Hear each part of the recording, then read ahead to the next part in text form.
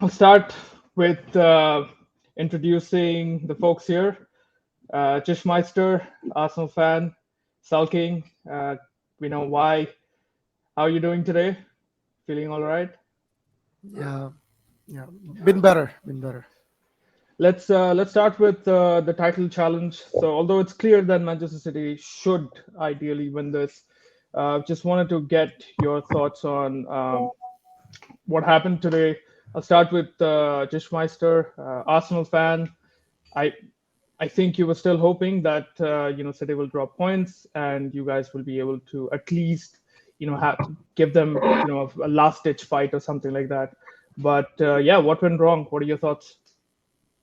What went wrong was the players today arrived with G-string thongs, and I'm not sure if you can see the Emirates here. They've left it all on the pitch. That's what they did. They're absolute bottle jobs, and do not this some of them do not deserve to wear the Arsenal jersey, red and white. Jakub Kiwior, somebody who I've been rooting for the past few days, and then deservedly so in the sense that he's the better ball player when he compared to Rob Holding. But I don't know what he was doing out there today. And I'm not sure. There's this saying that you can express your natural feelings better in your native language. Whether it's anger, grief, or true happiness, it just comes out better when you speak in your mother tongue. And I wish I could just this is a show that we usually speak in English, but I wish I could speak in my native language as Bengali. Come on, And go for it. Go for it, bro. that I want to guy hear those Bengali is slangs from you. this guy was an absolute joke. মানে আমি জানি না তার কাটা বাবা চোদা নাকি যে কিনা মানে ওয়ার্থলেস, মানে কোনো খেলার লজিকই নেই, তুমি ফুটবল খেলছো, খেলাটা live and you're a centre fucking back, you're a centre back, the ball is bouncing towards you, তুমি জুতো ঠিক করছো, ওটা কি মানে মেসির সোনার জুতো? what are you thinking?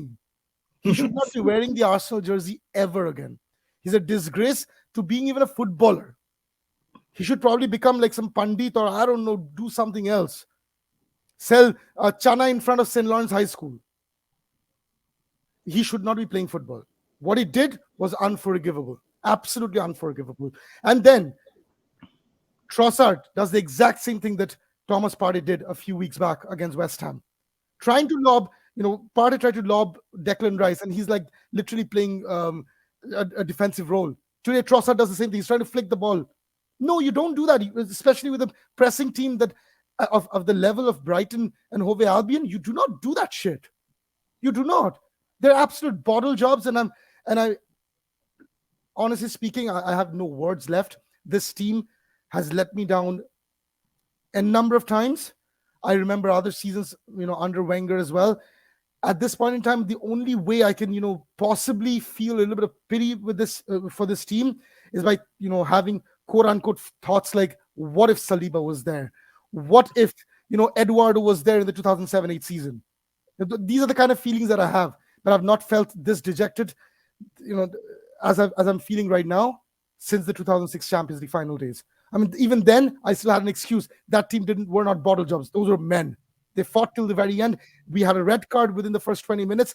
We got an offside goal that was scored by Eto, and if VR was there, we probably do not lose that game. We don't.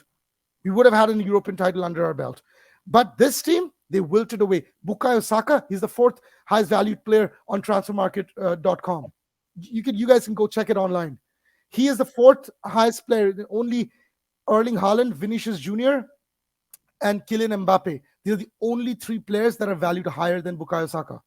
And this guy wilt away under pressure. I'm not making any racist remarks here at all. He missed the penalty for at the Euro finals, right? He did. He missed a crucial penalty against West Ham. He's wilted away for the past 10 games. And this guy was a world beater. Absolute world beater, playing on song for the past 3 seasons, including this season for the first 28, 29 games. He was untouchable. People were comparing him with Salah this season. He doesn't even have the right to lace Salah's boots. Forget playing football in his boots. No, he doesn't, because he will. I don't know what to say. He's our star boy. I'm gonna I hope that he learns his lesson. He's still 21. That's the only silver lining. He can hopefully mature. Salah has been, at 21, where was he? Where was he? He was probably nowhere, right? He was just probably being scouted by some European clubs, FC Basel and things like that. So he has years, in front of him. He can potentially, live up to his potential. But right now, he has shown that he's not ready for a title fight. And I don't know how we're going to go into the Champions League with any expectations. The best we can expect is to hit the round of 16 and maybe quarters at best. Cannot have expectations with players that, cannot take the game by the scruff of its neck and, produce results. And that the only guy that we have in that vein is Gabriel Martinelli. No, Bukayo Saka is not that. Gabriel Jesus, not at all. I had an argument with Aitul Mag here about Gabriel Jesus being, an elite level striker. No, he's not an elite level striker. He has produced goals, braces, multiple braces all throughout the season. That's why his numbers look good. He's produced braces in games that were inconsequential, where his goals didn't matter shit. He scored a lovely brace against Leicester season early in this season, scoring lobbed goals and this and that, dribbling past defenders, creating penalties. He's been blindingly good. But in games where it really didn't matter, when it mattered, the only players that can come to my mind was, Gabriel Martinelli, Martin Odegaard. Absolutely, these are the players. But Bukayo Saka, Jesus, and Thomas Partey, they bottled it. We had way, way bigger expectations. And yes, Saliba getting injured. Gishmeister, do you attribute that to the number of games that Arsenal have played? And do you think the squad was perhaps... What have we played? United has played 56 games. Yeah, what have we played? It is the same. It's mostly those 11 players who have played every game, right? It's mostly, you don't have a bigger squad. That's Arteta's fault. He does not play Trossard. Why? Why doesn't he rotate the players? He has other players that he could have rotated. Nketiah isn't he's not shit. He might not be, a Manchester City, Liverpool level striker, but he's not like Sunderland. No, he's not. He will give you 3 goals out of 5 games. He will. He won you a few games this season also. He did. Yeah. When Jesus was injured, he came in. He scored backed 5 or 6 goals, assists as well. He's a decent. Don't forget player. Nelson was really good. Bring Nelson on. Put Martinelli on the right. Get rid of Saka when he's not performing. Just the way you got rid of Partey after 6 games of not performing. Even today, Saka, Partey comes on. He looks like he's jogging on the pitch. And we have songs made for Saka and Emil Smith-Rowe. I saw Emil Smith-Rowe walking on the pitch today. I've defended this guy. He's walking on the pitch. Anyway, listen, rant over. Great monologue. I'm sure you're giving competition to the angry rant man. It was up there. But let's also give, I think, Brighton some credit. They were away against Arsenal at the Emirates, and they won 3-0. So before going to anyone else, Jeshmeister, any words for Brighton and what they did today, or in the entirety of the whole season? I would, in a heartbeat, sell Saka right now if I had the opportunity for 140 or 150 million and buy Kaoru Mitoma. I would do that. Both play on the different side. Okay, here's the thing. I'm right now, completely jaded and probably I'm not speaking rationally because Mitoma has never been in a title challenge, so I don't know whether he'd produce results or not. But I'm sure there's other players like Kvaratskhelia. Kvaratskhelia would not be as expensive as Bukayo Saka, so you can still turn a profit and get a player like Kvaratskhelia from Napoli. Not saying that they're going to sell, but we can get a player like that, somebody who's going to hound defenders crazy and will not. They play on opposite sides. That's the thing. I know. So I don't know of too many right wingers in the world. Do you know? Except for Mo Salah, I don't know. Younger. No, left-footed wingers are pretty rare. They're a premium. Absolutely, they are. But so Brighton is phenomenal, and we are strongly linked with. We have already bought Ben White from them. We bought Trossard from them. We've taken poached away some of the best players, and we're very heavily linked with Moises Caicedo as well. We've had 2 bids rejected for 70 and 75 million each earlier in the winter. He's excellent. Oh, he was. He's playing right back. He's not a right back. He can play right back. He can play number 8. He can play number 6. In my opinion, he's an upgrade on Thomas Partey for sure. Thomas Partey's injury record, Thomas Partey's lackadaisical, behavior when the heat is on. Caicedo is an upgrade. I would get Caicedo in a heartbeat. And there's other players too. I mean, who else played? McAllister. I would have him in my team in a heartbeat too. He's a great squad midfielder to have. I don't know whether he's going to be better than Xhaka, but if Granit Xhaka gets sold as rumored to Bayer Leverkusen because he just has another year contract left, he would be the perfect number 8 to play in our team. Perfect number 8. Those two players and Mitoma, oh yeah, they're borderline world class, and they should probably move on to bigger clubs and bigger things. They were phenomenal today. They had us on toast today. Absolute had us on toast. I have not seen us play this way at the Emirates. They dominated us. They were playing freaking tiki-taka. They were like, playing, in my language, they say kutta kutta with us. That's what they were playing. Fetch the ball. What is that? Okay. All right. Great. But in terms of, so are you disappointed with the loss more than the title hopes not working out? Like, is it a mix of both, or is it just an embarrassing defeat at the Emirates? It's very embarrassing, Saul. Listen, I'm going to speak a little bit more in a calmer tone right now. I've seen Arsenal play each and every game throughout the season, okay? And the first 28 games, which included the loss to Manchester United at Old Trafford, which included our draw with Southampton, I believe, away, and it was Southampton home or away. But either way, we did drop points against Southampton in the early part of the season, and it included the loss to Manchester City at the Emirates. When it came to the regular gameplay, we were dominating each and every team, including Manchester City. We had 75% possession. Yeah, we were not clinical. We missed chances, which De Bruyne, you remember that long lob, that was Robert Perez like, the kind of goal, world-class player, right? But even till game week 28, 29, till we hit Anfield, we were playing at a different level. We were playing at true, title contenders level. But since then, if you look at game week 20, that Liverpool game till date, I think it's been 8 or 9 games, I think, if I'm not wrong. We have played at a level which is like reminiscent of regular, Arsenal top 4, top 5, top 6 contenders, kind of, higher mid-table, higher first half of the table level teams. We have not played at that level that we played at the first 20, 29 games. And it saddens me. It, really, really brings, dark cloud in my heart. But William Saliba seems like a big miss, and Bukayo Saka and Thomas Partey dropping off. It's a very devastating feeling. It's a sad feeling. And we have lost the title. Now I don't see Manchester City losing two games and drawing 1. There's no way. If that happens... But you still had hope till the last... Till today I did.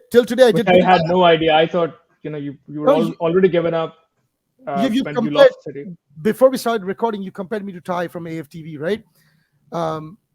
Yeah, you might say that I've been a little delusional in the sense that I may not have accepted the reality. But if you tell me something, would you bet all your life savings on the fact that out of 10 times, that every 10 times, let's say if we just do a permutation combination, that Manchester City with games against Brighton away, Brentford away, Chelsea at home,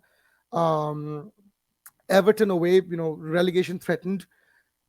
Out of these 4 games, there was no hope that City could have dropped, lost 1 game and drawn. Yeah, but it's not just about City. Right? There was about you guys. It's also about Arsenal as well, right? You guys. No, but I didn't hope that we were going to drop any more points. Really? We beat Newcastle. Yeah, I thought that we were going to beat Brighton. Before these 3 games, when you're facing Chelsea, Newcastle, and Brighton, right after one another. I mean, if Man City can perhaps, even if they drop some points, you guys could also do that as well, right? Because these are, I know Chelsea is not in form or something like that, but that's what I'm trying to say. Like, I do understand your point when you're saying that City might have dropped points, and they still might. But at the same time, when you look at Arsenal, yes, you won against Chelsea, yes, you won against Newcastle, but you dropped points against Brighton, which, it's just going to happen. These 3 were really important games. If you're going to drop points against Brighton at home, yeah, or you're going to let go of a 2-goal lead at Anfield against Liverpool, then you better not drop points against the West Hams and the Southamptons, home and away, and against Everton. You don't. You cannot have both. You cannot have the cake and eat it too. It just doesn't work that way. It just doesn't. You gotta either pick and choose. Either you make sure that you secure some points against the bigger difficult fixtures coming up against Brighton, Newcastle, which we did against Newcastle, but the Liverpools and the Brightons, you do that, or don't drop points against those teams, right? It's a little brainless for me. And I think Arteta dropped the ball as well. He has to shoulder some blame. And next season, if we do not win the Premier League or the Champions League, it's Arteta out time. It is. Oh my God. It is. If we don't, either one of those, he got it. Listen, that's going to be his 5th year and Champions League and title. No, not and. I didn't say and. I said one. Okay. But that's still too much, man. We have to win the Premier League title or the Champions League title, or Arteta needs to pass on the baton. He needs to. Listen, how many chances? Is he going to be there 10 years, win nothing? No, it cannot be. And win one measly freaking FA Cup? No, it's not going to work. You got to drop the big titles to the Emirates faithful. He needs to deliver on a big title next season. Okay, I understand. If we go to the semi-finals of the Champions League, have a tough game, we get beaten against Real Madrid, Manchester City, Bayern Munich. We again have a similar season and then we lose the title with 90 points. I wonder how Wenger was at the club for so many years if Arsenal fans were so ambitious. Mm-hmm. Good question. Wenger was there because he had delivered results. Let Arteta produce a freaking invincible season. I'll give him another 10 seasons. I'll give him another 10 seasons. You'll give him 10 seasons if you win one title. But I think Arsenal finishing second is a very, very, very, it's a huge outcome for Arsenal. Yeah, exactly. Yes, I'm speaking about the next season. There has to be progression every season in, season out, right? There has to be progression. Yeah, but already you're ahead of schedule, right? So from second to title challenges in one season, the title winners in one season, that is too much. What if next season we win, let's say, the Carling Cup, and that's a good season. And wait, and we have a tight top 4 fight, and we finish at 72 points. And this season we have like 87 points or some, like 85 plus points. I would say that's a good result. Also a good season. Yeah, that's a good season. That is absolute. That's anti-progression. No, it's not. It's not. How is it progression? This season you compete for the title. You have 85, 87 points, and next season you go back again 70 points. Nice. How is that acceptable? No. But at least you win a domestic cup, right? Yeah, it's not. No. It's not acceptable. No. Not by my standards. Not after 4 seasons. Not after building your own squad and team. And let's say this season we invest heavily on Declan Rice's and Moises Caicedo's and players like these. No, not happening. I think at some point we all have to realize that the opposition that we are talking about is Manchester City. Okay, that's and fine. Pep Guardiola, and I think it's not going to be easy. Okay, I mean, we can all say that we'll give it a shot, but if you're saying that you're going to sack the manager just because he doesn't win the Premier League title. Scouser, that might be a little too harsh, but what I'm saying is that if we again go back to the top 4 battle with late 60s and 70 points, that's right. That is not acceptable. Yeah. You got to maintain the level. Right. You got to maintain the level. You got to compete. That's it. Exactly. If we compete and we lose, that's different. But again, if we choke on like an 8 or 10 point lead, these kind of things, or let's say we go to the Champions League semi-final, we have a 3-0 head start in the first leg, and second leg we lose 4-0 or 5-0. No, these are things that I cannot accept anymore. He's had his choking moments. No more. He doesn't have any more of those trump cards left.